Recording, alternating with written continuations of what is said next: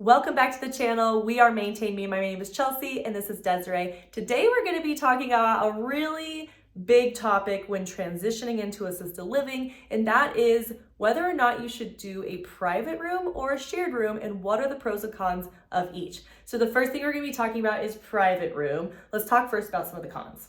So some of the cons of a private room can be price. Price be number one. Yes. It can be more expensive to have all that privacy to yourself, and depending on the community, it's going to differ for sure. Absolutely. And this is across the board as far as the one bedroom compared to studio or shared room. It's always gonna be more expensive. The other thing is obviously the space. Yes. So you're going to typically have, a kitchen versus a kitchenette. Same kitchenette, but maybe a little bit more space in your kitchen, maybe a little bit more storage in your kitchen. And then you will have maybe a living room and a bedroom that could be separated. You could have a studio, private room, but then you can have one bedroom, two bedroom, it can really change. It really does kind of adopt that apartment style living, and you do have a lot of options as to what that environment can look like, and you can have some of those common things like a living room and stuff depending on the accommodation that you choose. So having more space is an obvious one, and also just not having to share that space with someone gives you more space alone. So that's another one. Yeah. The other thing is easier to downsize. You can really bring more of your personal effects with you when you have a private room. Your favorite couch, your favorite love seat, armoire, whatever it may be, you have more room to bring more of you with you. So downsizing becomes a little bit more easier, and you're not letting go of so many things that you really don't want to let go of just yet. I love that you covered that one, because with Maintain Me, we do have a program where Desiree runs that program where she helps people kind of downsize in that space and figure out what is most important to bring. And so it was kind of perfect that she chose that one to talk about, because that is her specialty, not my specialty, but definitely hers. It is something that we help with because it's a big confusing time, and having to figure out that downsize is confusing on what is most important to me. Oh God, what do I use? So that is something that we help with if that's something you're looking at doing. The other thing is maybe you're really social, and maybe you do have a large family or friend, sphere that's coming over to visit with you. When you have your own private space, you're going to have more room to accommodate them. It's going to be obviously that privacy factor again, where people are coming over and maybe they're in the living room and you don't have to worry about a roommate.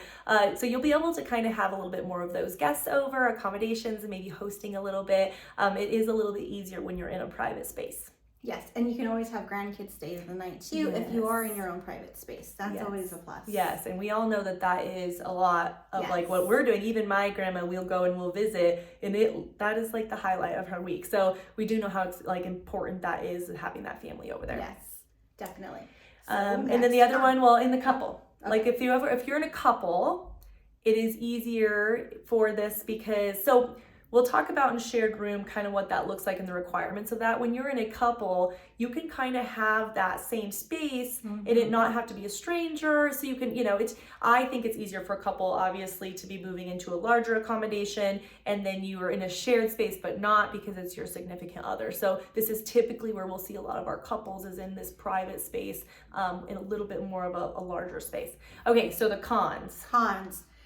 Price is another time. So price, it can be more expensive to have your own privacy versus a shared room. So that can be, a number one factor in the decision going in, whether you go into a private room or you go into a semi-private room.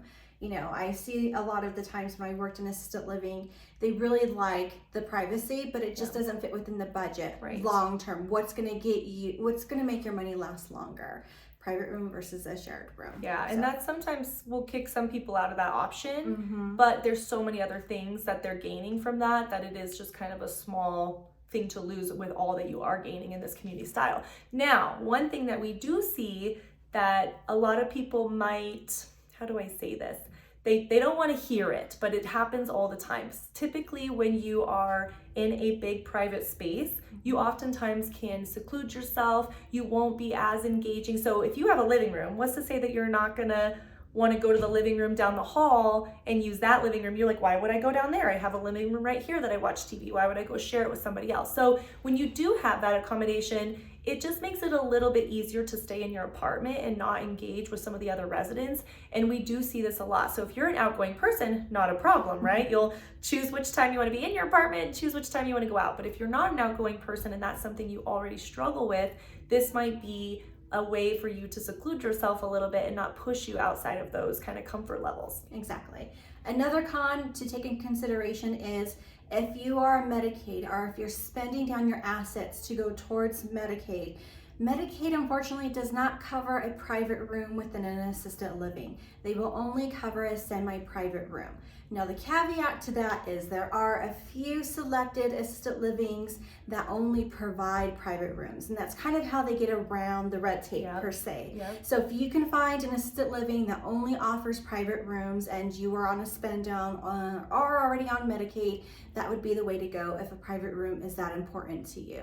But if it doesn't and offers private rooms and semi-private rooms, unfortunately, Medicaid only pays for those semi-private rooms. So that's a con. So that would make you could go in there in the private room, but when you were ready to go to the next, that would mean that you physically have to move from one room to the other, which we feel doesn't feel very good when you're aging in place and having to feel that your finances are causing you to change what that life looks like for you. And so we do try to have those conversations up front and educate, because we don't want anyone to feel like they ran out of money and their life is changing. We want them to age in place and do it well and prepare and put them in a place where they can actually call it home forever. So Exactly. The other thing is you have more space. So you have more to navigate, and there's actually an increased fall risk with you being in a larger space. If you have some kind of functional ability or disability, or it maybe getting around is the one reason that you've considered moving into a senior living, a larger space actually isn't what's best for somebody who is going to have to navigate all of that.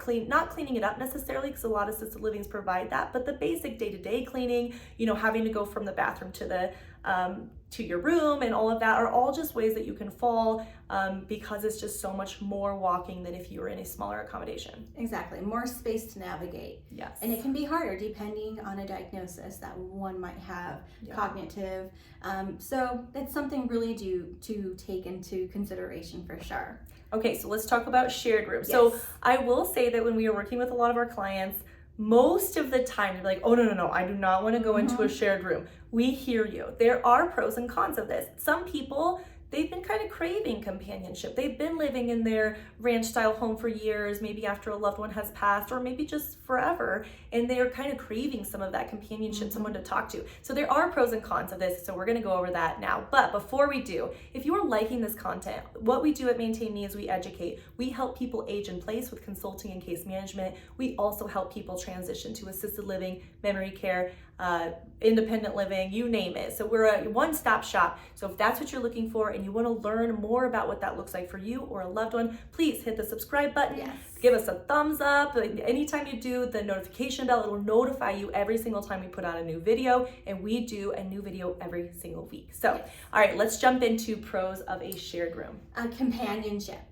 So like Chelsea was saying, if you're coming from, living at home for so many years on your own, for whatever reasons those may be, having somebody to actually speak to, see every morning when you wake up, can be a really good positive thing. Absolutely. And it feeds the soul. It really does. Just having that companionship, a new best friend for this chapter in your life, that is a pro to having a shared room for sure. We've seen a lot of people meet the best friends of their life, or even a loved one. They've their second love in life. So we've seen some really cool things with that. Now, the other thing is a smaller space. Now, why could this be a pro? Well, because if you are leaving your home because it's just too much to manage, you're like, gosh, I don't want to manage this big old house anymore. I want to go to a smaller space where I can have a little space that I'm responsible for, and then all these other beautiful things that I'm not responsible for but can still take advantage of, and it's within the proximity of my home.